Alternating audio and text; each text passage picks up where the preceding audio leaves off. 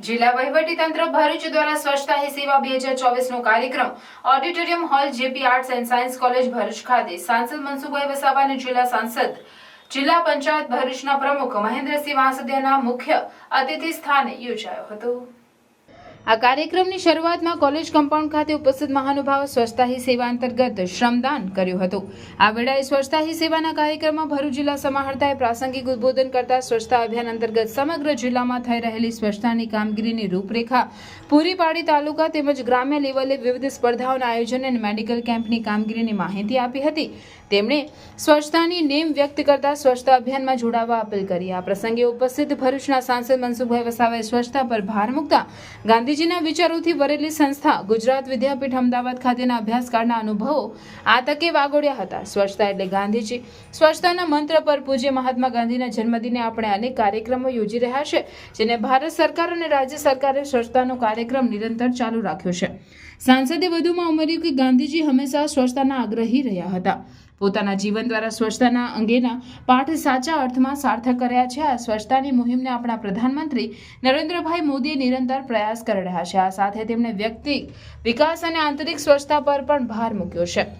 આ પ્રસંગે ધારાસભ્ય રમેશ મિસ્ત્રીએ શહેરને સુઘડ અને સ્વચ્છ બનાવી નિરામય બનાવવા માટે સૌ નાગરિકોને અપીલ કરી હતી। આ કાર્યક્રમમાં ઉપસ્થિત મહાનુભાવોના હસ્તે સફાઈ કર્મીઓનું સન્માન પણ કરાયું। આ કાર્યક્રમમાં CTU cleanness target unit Bharuch જિલ્લાના 3 ગામોને સ્વચ્છતા હી સેવા અંતર્ગત અંકલેશ્વરના સુરવાડી, વાગરાના અરગામ અને આમોદના કેરવાડા ગામના સરપંચોને સ્વચ્છતા દિવસ પ્રમાણપત્ર એનાયત કરવામાં આવ્યા હતા।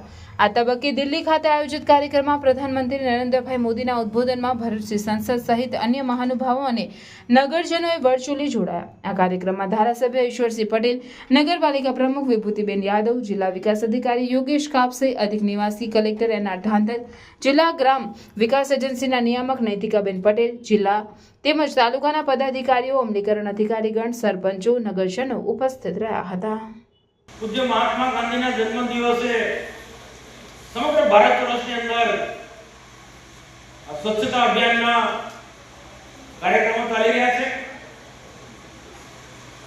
દેશ આઝાદ થયા પછી ગાંધીજી આપણા જગતમાંથી વિદાય લીધા પછી દરેક રાજ્ય સરકાર અને ભારત સરકારોએ એક સ્વચ્છતાનો કાર્યક્રમ નિરંતર ચાલુ રાખ્યો। જન ભાગીદારીનો ઉપયોગ કરવામાં આવ્યો અને સફાઈ કામદારોના વેલફેર, જે સ્વચ્છતાગ્રહી જેને કહીએ છીએ, એમના વેલફેર માટે એક મોટું કામ થયું। આ ત્રણેય થીમ સાથે જે શરૂ થયેલી કાર્યક્રમમાં આજે જ્યારે એની આપણે પૂર્ણાહુતિ કરીએ છીએ ત્યારે હું સ્વચ્છ ભારત દિવસ જેનો આજ છે એ તમામને શુભકામનાઓ, શુભેચ્છાઓ અને ફરીથી તમામનું હાર્દિક સ્વાગત કરું છું। સ્વચ્છતા મિશન દિવસ અંતર્ગત જેપી કોલેજમાં યોજાયેલા જિલ્લા વહીવટીતંત્ર દ્વારા આ કાર્યક્રમમાં ખૂબ મોટી સંખ્યામાં આજે ભરૂચ શહેર અને જિલ્લામાં સ્વચ્છતાના ક્ષેત્રમાં કામ કરનારા વ્યક્તિઓ અને સંસ્થાઓનું સન્માન કરીને એમને પ્રમાણપત્ર આપવામાં આવ્યું છે અને ખૂબ સરસ રીતે સ્વચ્છતામાં અવેરનેસ આવે। સાથે સાથે દિલ્હીથી પ્રધાનમંત્રી નરેન્દ્રભાઈ મોદીએ સમગ્ર દેશમાં 2014થી શરૂ થયેલું આ સ્વચ્છતા અભિયાન 10 વર્ષ પૂરા થયા છે ત્યારે સમગ્ર દેશની જનતાને પણ લાઈવ એમણે સંબોધન કર્યું છે અને ખૂબ ઉપયોગી માર્ગદર્શન આપ્યું છે।